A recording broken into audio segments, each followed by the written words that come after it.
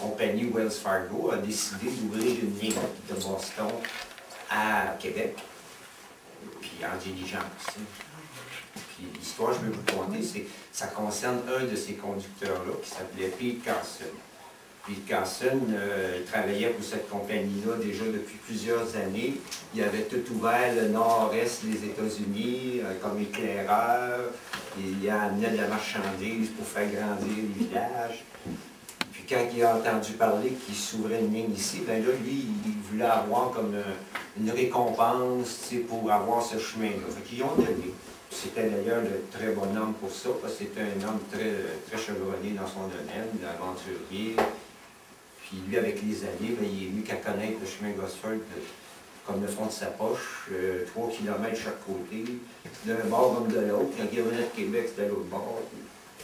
Fait que finalement, un jour, quand il était rendu à Québec, après avoir fait un péripétie comme ça de Boston avec la marchandise, puis des passagers, puis dans ce temps-là, hein, les charrettes, les wagons, c'était des gens Hummer, hein, dans cette aujourd'hui, on appelle ça des Hummer, mais c'était blindé. C'était vraiment des chars fiables, ça. C'était embarqué là-dedans, ça allait bien. Puis il est rendu à Québec, après avoir fait son voyage, il a reçu un télégraphe de la compagnie West qui lui demandait de revenir à Boston le plus rapidement. Et ça avec une marchandise spéciale.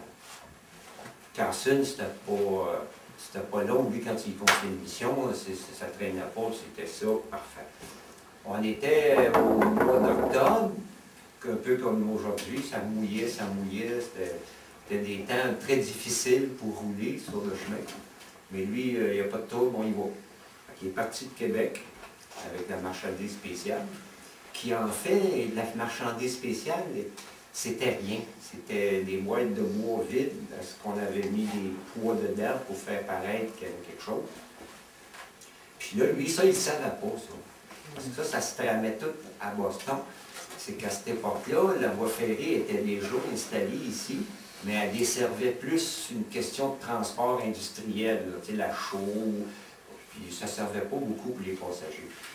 Fait que lui et les autres, il y avait le chemin, puis ils voyaient que la voie ferrée commençait à devenir prospère. Fait que c'était comme une guerre qui se lançait de compétition.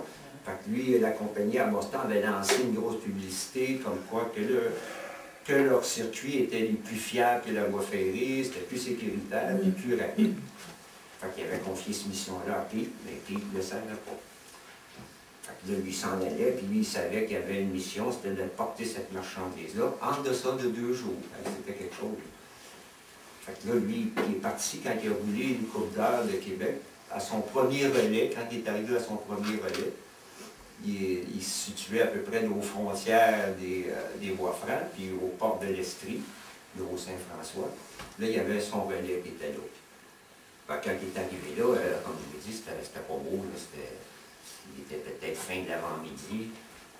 Le bergiste, quand il l'a accueilli, il connaissait, il a dit « Pete, tu ne peux pas continuer. » Là. Il dit « On a eu le dernier rapport, là, le chemin est complètement défoncé par l'eau qui a débordé, puis tu ne peux pas passer à 2000 d'ici, le chemin est coupé. » Fait que là, Carson, tu voyais bien démuni de ça. Là. Il dit « Moi, pas question que j'arrête, il faut que j'y aille. » Là, il est rentré dans le relais, puis là, au relais, il y avait une carte du territoire. Puis, il faut que je vous dise, c'est que à cette époque-là, le chemin avait été dévié.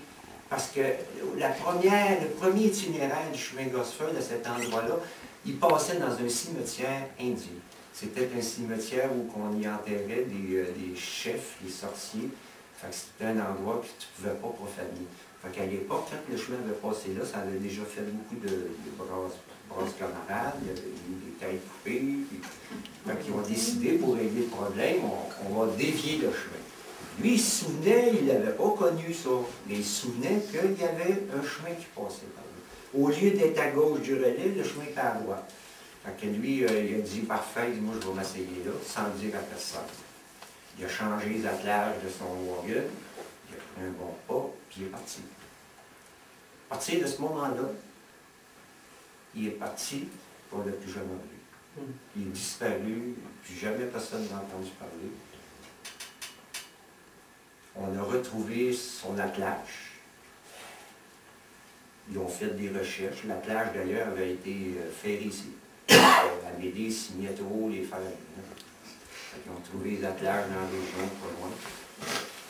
Ils n'ont jamais retrouvé Pete Carson. Pete Carson. Pete, ça c'était un autre. Pour eux. Puis il a disparu comme ça. Pendant 100 ans. 100 ans, ils n'ont jamais entendu parler. C'était devenu une petite légende dans la région, oubliée.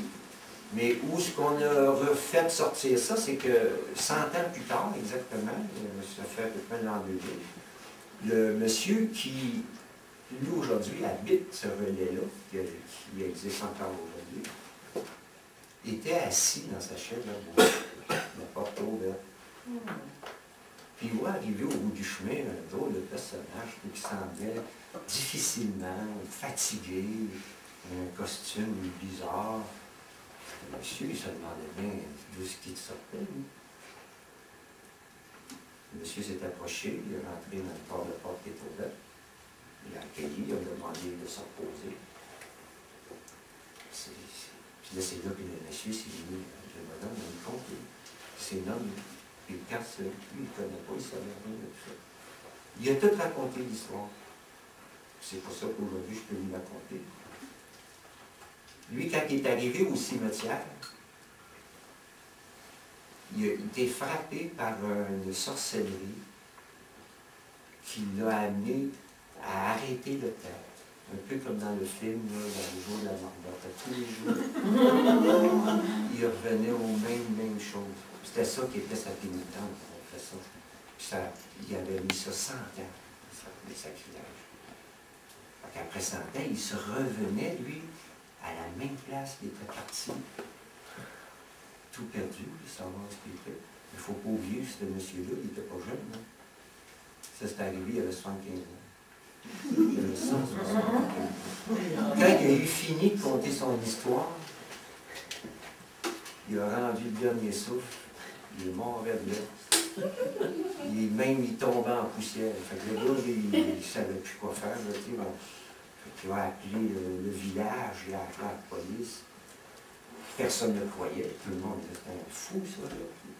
Mais quand ils ont fait des recherches, ils ont bien constaté que l'ADN disait que oui, c'était bel et bien Pete Carson qui avait été conducteur de diligence. Là, tout le monde a resté ébahi, mais ça faisait 100 ans que Pete Carson avait été une affaire non classée. C'est là qu'on a réalisé que même des légendes, il y a toujours moyen de classer ça quelque part. C'est comme ça qu'on a réglé la légende de Pete Carson.